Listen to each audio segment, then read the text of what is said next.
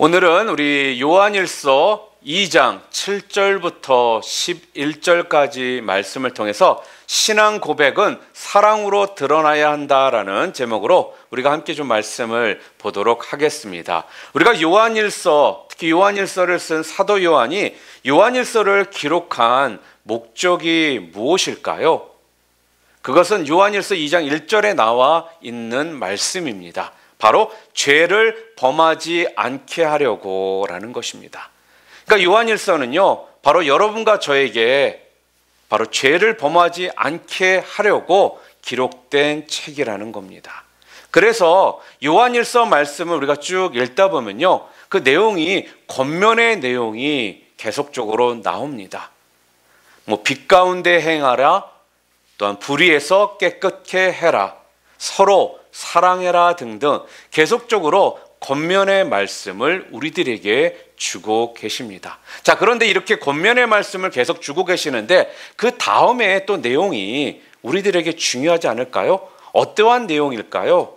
만약에 내가 이렇게 죄를 범하지 않도록 너희들에게 이것을 기록하고 알려줬는데 너희가 죄를 범하면 내가 너희들을 가만두지 않겠다, 너희들을 아웃시켜버리겠다, 너희들을 다 혼내겠다, 너희들을 다 패겠다, 어떠한 벌을 주겠다.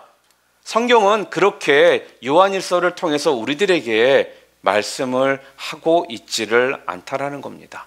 비록 우리들에게 겉면의 말씀을 계속 주셨지만 그 다음에도 성경은요, 우리들에게 어떻게 말씀을 하고 계시냐 하면요, 혹시라도 너희가 내가 권면을 했음에도 불구하고 죄를 범했을지라도 그래도 나는 너희를 여전히 사랑하고 너희를 여전히 용서할 거야 라는 이 메시지가 바로 성경에 오늘 요한일서에 담겨 있다라는 것입니다. 그러니까요, 엄포가 아니라 사랑으로 지금 접근하고 있음을 알 수 있습니다. 우리가 생각하기에 자녀들을 다 키우시고 또 키우고 계시는 분들은 아마 많은 경험을 통해서 알고 계실 것입니다. 그런데 우리가 가끔씩 이런 생각을 할 때가 있어요. 자녀들을 사랑의 방법으로 내가 이들에게 접근을 하면 자녀들이 되레 기고만장해지고 아니면 또한 버릇이 없어지고 또 지멋대로 할 것이다, 그렇게 생각이 될 수도 있습니다. 그러나 실제로는 그렇지 않다라는 것입니다. 오히려요, 제대로 된 아들, 딸이라면요, 미안한 마음에 더 잘하려고 한다라는 거죠. 그래서요, 엄포가 아니라 사랑이 죄를 이기게 한다라는 것을 우리는 알 수 있습니다. 그런데 이 내용이요, 바로 방금 전에 여러분들에게 말씀드린 이 내용이 바로 요한일서 앞부분에서 우리들에게 주셨던 말씀이라는 거예요. 자, 그렇다면요, 오늘 본문은 도대체 우리들에게 또 무엇을 말씀하고 있을까요? 한마디로 오늘 본문 말씀을 요약하잖아요. 이런 말씀입니다. 우리가 주님을 만났다면, 주님을 만나 신분이 변한 사람이라면 너는 주님처럼 해야 될 것 아니냐, 주님처럼 너희도 사랑해야 될 것 아니냐, 지금 이 말씀을 오늘 본문에서 우리들에게 주고 계십니다. 오늘 본문 7절 말씀 우리가 좀 함께 읽어볼까요? 함께 읽겠습니다. 사랑하는 자들아, 내가 새 계명을 너희에게 쓰는 것이 아니라 너희가 처음부터 가진 옛 계명이니 이 옛 계명은 너희가 들은 바 말씀이거니와, 이렇게 말씀을 합니다. 자, 그런데 오늘 이 말씀에서 우리들에게 지금 뭐라고 우리를 부르고 있습니까? 사랑하는 자들아, 그렇게 부르고 있습니다. 오늘 우리가요, 예수를 믿고 또 그리스도인이 되었다라는 건요, 어떤 의미가 있는 것입니까? 오늘 우리가 하나님의 사랑을 받는 자가 되었다라는 의미입니다. 하나님의 백성이고 또 하나님이 사랑하시는 하나님의 자녀가 되었다라는 그 의미라는 거예요. 자, 그런데요, 비록 하나님의 자녀가 되었고 하나님이 사랑하시는 존귀한 자녀가 되었음에도 불구하고요, 문제는 무엇이냐면요, 우리가 이것을 잘 못 느낀다라는 거예요. 그러니까 예를 들어서 우리 아버지가 대통령에 당선이 되었다라면 그 다음부터 우리의 삶은 모든 것들이 확연히 달라지겠죠. 살던 집도 우리 집에서 미국이라면 와이라스로 이사를 갈 것이고 한국이라면 청와대로 이사를 가야 합니다. 그리고요, 그때부터 내 주위에는요, 보디가드가 따라 붙습니다. 그리고 평상시에 타던 차를 타는 것이 아니라 새로운 차를 또한 타게 될 것이라는 거예요. 그러니까 거의 모든 것들이 다 바뀌게 됩니다. 그러니까 내가 안 느낄래야 안 느낄 수 없게 된다라는 거예요. 아, 내가 대통령의 아들이구나. 그런데요, 우리는 어떻습니까? 뭔가 신분이 바뀌었다면 뭐 앉는 자리도 바뀐다든지 뭐 입는 옷도 바뀐다든지 뭐 계급장도 바뀐다든지 뭔가 이런 게 있어야 되는데 그렇지 않기 때문에 우리가 이거를 잘 못 깨달을 뿐만 아니라 못 느낀다라는 거예요. 내가 신분이 변화된 사람이라는 거를. 이거를 우리가 잘 못 느끼니까요, 우리 가운데 어떤 현상들이 일어나느냐. 첫 번째로요, 나의 신분의 변화를 내가 모르고 살아가니까 늘 살아가면서요, 기가 죽은 채로 내가 살아가더라는 거예요. 내가 하늘나라의 왕임을 알고 느낄 수 있다면 여러분, 저와 여러분이 이 세상을 살아가면서 왜 기죽어서 살아가겠느냐 하는 겁니다. 그런데 신분의 변화를 내가 못 느끼니까 늘 내가 기가 죽어 있고 풀이 죽어서 살아가더라는 거죠. 사랑하는 여러분, 나의 신분을 깨닫고 기가 살아 있는 그러한 저와 여러분이 모두 되시기를 주님의 이름으로 축원합니다. 또한 둘째로요, 나의 신분의 그 변화를 못 느끼니까 어떠한 현상들이 또 일어나냐면요, 자신의 신분을 자꾸 망각하며 살더라는 거예요. 하나님의 자녀인데 하나님의 자녀답게 살지를 못하더라는 것입니다. 여러분, 대학 교수는 대학 교수로서의 신분이 있고요, 의사는 의사로서의 신분이 있고 경찰은 경찰로서의 신분이 있습니다. 자, 그런데 어떤 사람이요, 자신의 신분을 망각하고 자신의 신분과는 동떨어진 어떤 행동을 한다면 어떻게 될까요? 아마 그 사람은요, 망신살이 뻗칠 뿐만 아니라 주변에, 아니 사회적으로 많은 비난을 받을 수밖에 없게 된다라는 거예요. 여러분, 우리는 예수를 믿음으로요, 신분의 변화가 일어납니다. 아멘. 어떻게요? 어떻게 신분의 변화가 일어날까요? 바로 하나님의 사랑을 받는 존귀한 존재로서의 그 신분의 변화가 일어나는 것입니다. 그런데 우리가 이걸 자꾸 망각하니까 우리가 세상 사람들과 똑같은 위치에서 살려고 할 때가 있다라는 거죠. 그런데 아니잖아요. 신분이 변했다라면요, 신분에 변화된 걸맞는 삶을 우리는 살아야 하는 것입니다. 한국의 드라마를 보면 막장 드라마라는 것들이 있죠. 그런데 막장 드라마를 사람들이 너무 좋아해요. 욕을 하면서 본다 해서 막장 드라마잖아요. 그러니까 시청률도 또 좋습니다. 그런데 막장 드라마를 보게 되면 많은 경우 신분 상승을 위해서 자기가 그토록 자기를 보살펴주고 후원해주고 함께했던 사랑하는 사람을 버리고 어떤 여자랑 어떤 남자랑 억지로 결혼해 보려고 막 하는 그런 내용의 드라마를 아마 여러분들은 많이 보셨을 겁니다. 여러분, 신분의 변화도 중요하지만요, 무엇보다 더 중요한 것이 있다라면요, 그 신분에 걸맞는 삶을 사는 것이 더 중요하다라는 겁니다. 우리가 하는 신앙 고백 중요합니다. 그렇지만 그 신앙 고백에 맞는 삶을 사는 게 더 중요하다는 겁니다. 그런 면에서 오늘 요한일서를 기록한 사도 요한은요, 어둠에서 떠나 빛 가운데 있다는 그리스도인들의 그 신분에 걸맞는 삶, 그 신앙 고백에 걸맞는 삶을 뭘로 보느냐 하면 오늘 본문을 보니까 바로 사랑이라고 보도라는 거죠. 그리스도인다운 삶, 그게 무엇이냐? 바로 사랑이라는 거예요.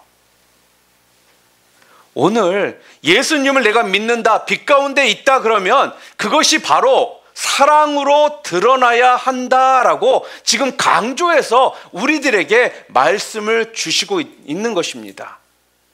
사랑으로 결실을 맺어야 한다라고 지금 강조를 하는 거예요.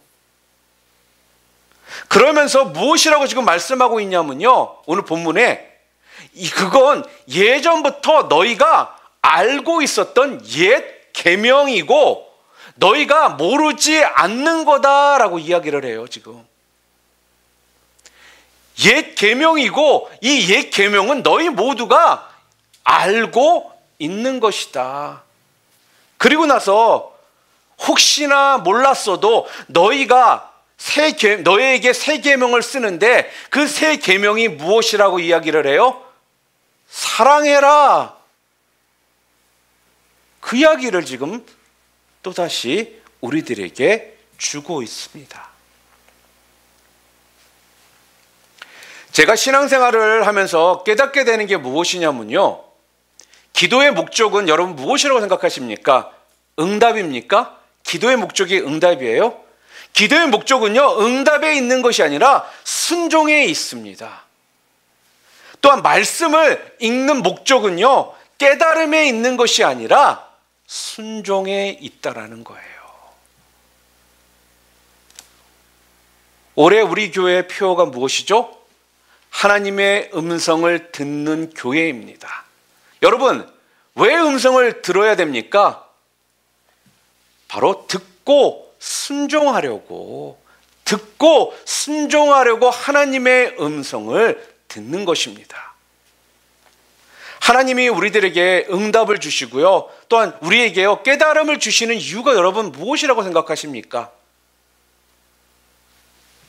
응답 주시고 깨달음을 주시는 이유, 바로 순종하라는 거예요.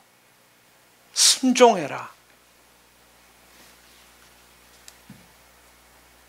지금 사도 요한은요, 우리들에게 지금 이 말씀이 너희들이 모르는 것이 아니라는 거예요.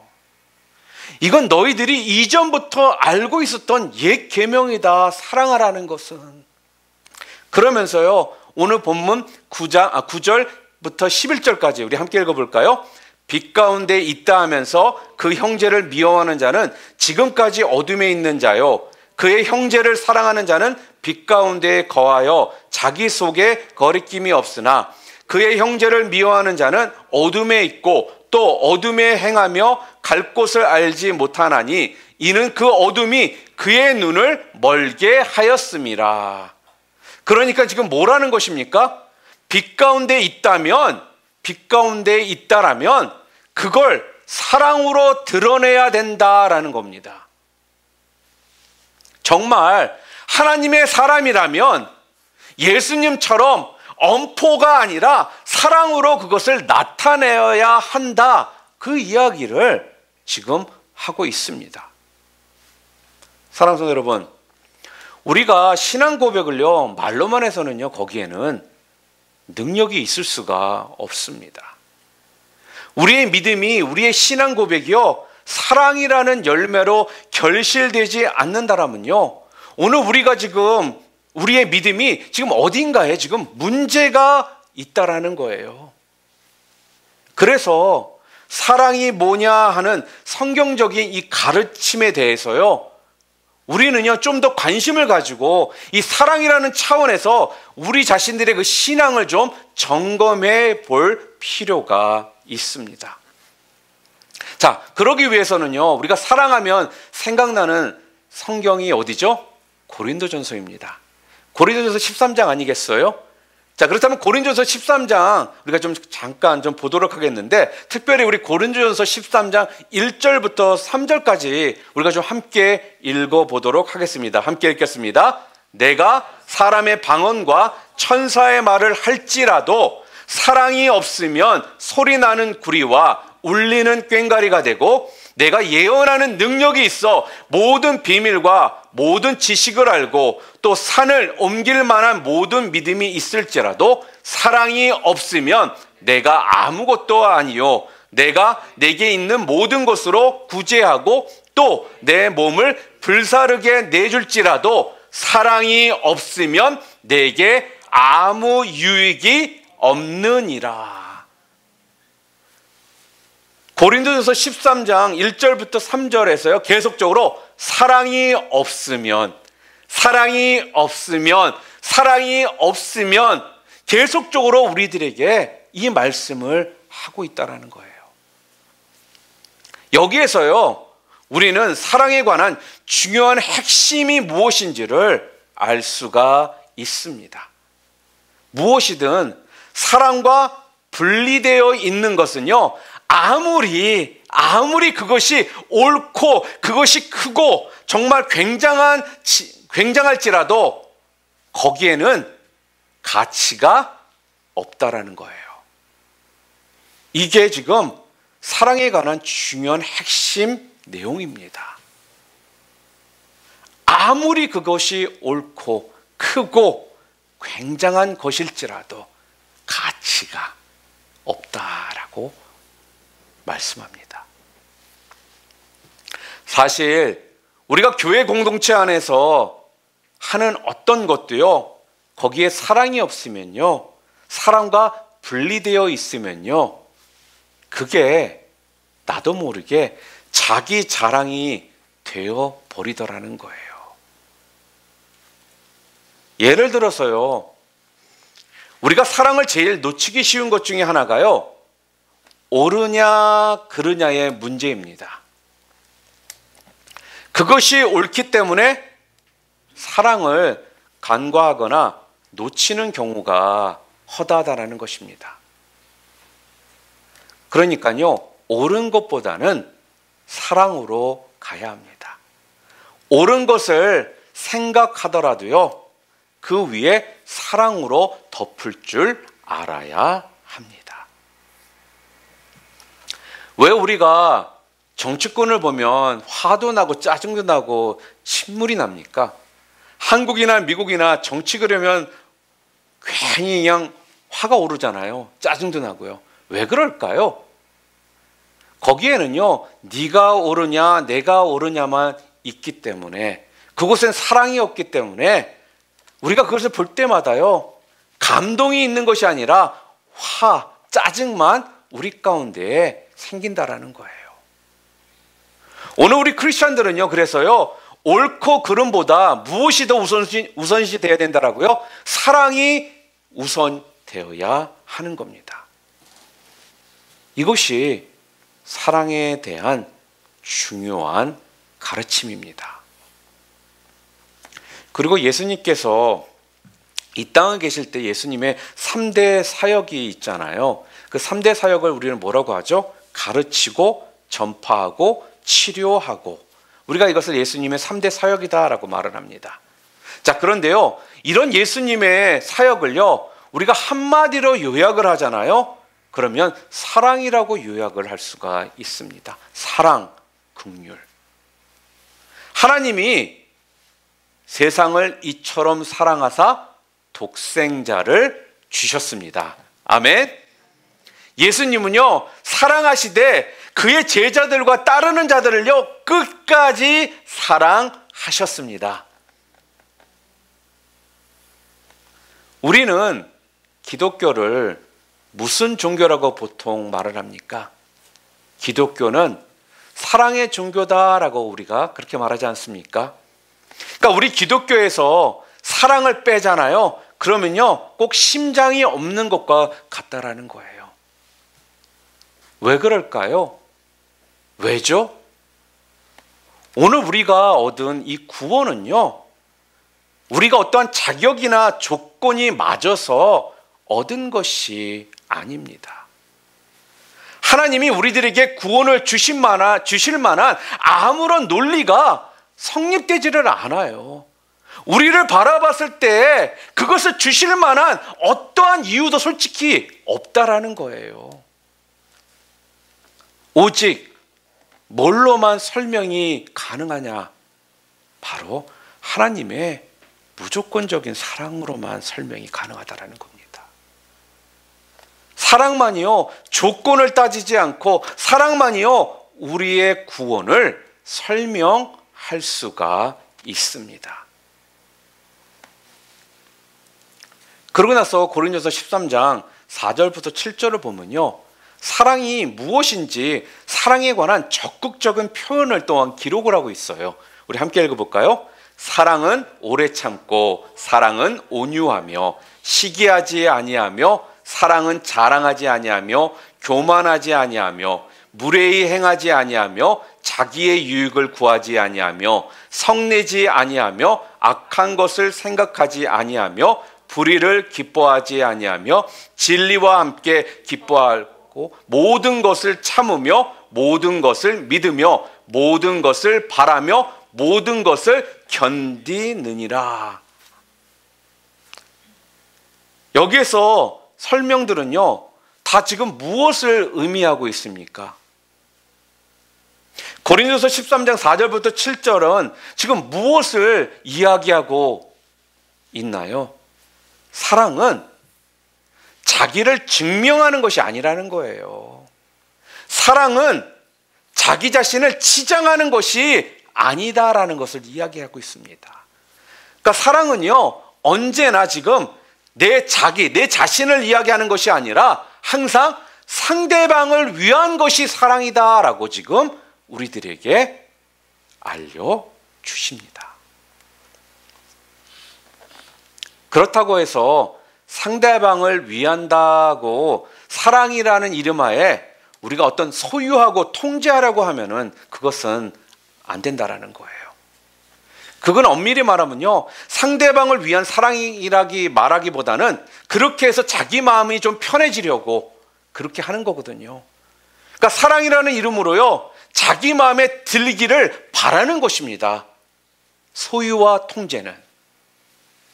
여러분, 부부싸움을 하는 이유가 무엇입니까? 애들에게 화를 내는 이유가 무엇이죠? 왜 부부싸움을 하시고 애들에게 화를 내십니까? 다른 이유가 아니잖아요. 바로 내 마음에 안 들기 때문에 싸우는 겁니다. 내 마음에 안 들기 때문에. 그래서 성경은요, 진정한 사랑은 그러한 것들이 아니다라는 겁니다. 우리는 내 마음에 들지 않는 것 때문에 싸우지 말고 오히려 어떻게 해야 되느냐? 성경은 우리들에게 지금 뭐라고 말씀하고 있느냐? 내가 상대방 마음에 들지 않는 것 때문에 괴로워할 줄을 알아야 한다라는 거예요. 이게 진정한 사랑이다라고 지금 말씀합니다.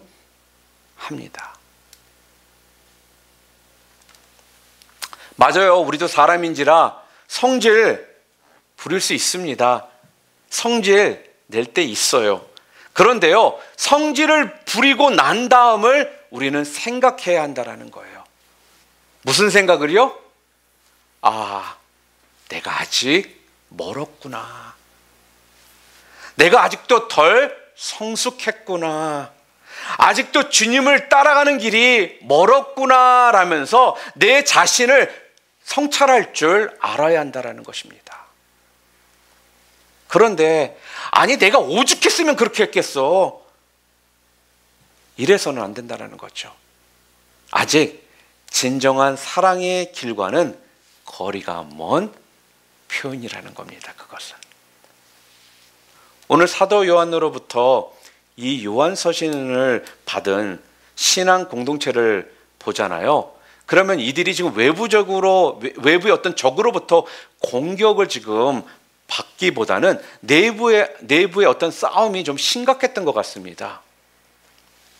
같은 신앙을 고백하고 있고 또 같은 하나님 안에서 한 가족임에도 불구하고요, 싸움이 일어나고 있었다라는 거예요. 아마 어떤 쪽이든요, 명분이 있고요, 그 말에 옳은 점도 있습니다. 서로 틀린 말을 하고 명분이 없는 게 아니에요. 서로 옳은 말하고 명분도 있고 이유도 있는데, 그럼에도 불구하고 이들이 지금 뭘 놓치고 있느냐 하면 제일 중요한 사랑을 놓치고 있는 것입니다. 그래서 진정한 사랑은요, 어떻게 해야 하느냐? 독일의 유명한 목회자이고 설교가이고 또한 신학자였던 디트리히 보네퍼 목사님이요, 이런 말씀을 하셨습니다. 진정한 기독교 사랑이란 직접적으로 상대방을 만나는 사랑이 아니며 또 상대와 관계하는 사랑이 아니다. 기독교의 사랑은 예수를 통하여 만나는 사랑이다라고 했습니다. 이게 무슨 말이냐 하면요, 우리가 보통 예수의 이름으로 사랑합니다 그러면서도요, 말은 예수의 이름으로 해놓고요, 실제로는 예수님을요 배제하고 내 방식, 내 방법으로 사랑하고 있다라는 거예요. 그냥 쉽게 말해서요, 그냥 내 눈으로 상대방을 보는 겁니다. 그렇기 때문에 마음이 자꾸 안 드는 것들이 자꾸 보이는 것이고요, 자꾸 안 좋은 것들 투성이라는 거예요. 그래서 앞에서 말한 것처럼요, 상대방을 사랑한다라는 미명하에 상대방이 내 마음에 들기만을 바라는 그 욕심으로요, 자꾸 상대방을 내가 쥐고 흔드는 경우가 생기는 것입니다. 그런데 기독교의 사랑은요, 예수님을 통하여 만나는 사랑이다 라는 말은 상대방을 사랑하되 내 눈으로 상대방을 보는 것이 아니라 바로 하나님이 상대방을 보는 눈으로 보는 것입니다. 예를 들어서 원수는 어떻게 사랑할까요? 원수는 보기만 해도 이가 갈리고 미워 죽겠는데, 내 감정으로 보면요, 아무리 내가 사랑하려고 해도요 안 됩니다. 뭐 의지를 들여서 예수님의 이름으로 사랑한다, 용서한다 라고 해보지만 여전히 사랑하는 게 아니라요, 미워하잖아요. 그러면 어떻게 해야 될까요? 예수님을 통하여 그 원수를 만나야 합니다. 먼저 원수 되었던 나를 용서하시고 사랑해 주신 그 주님을요 묵상해야 된다라는 거예요.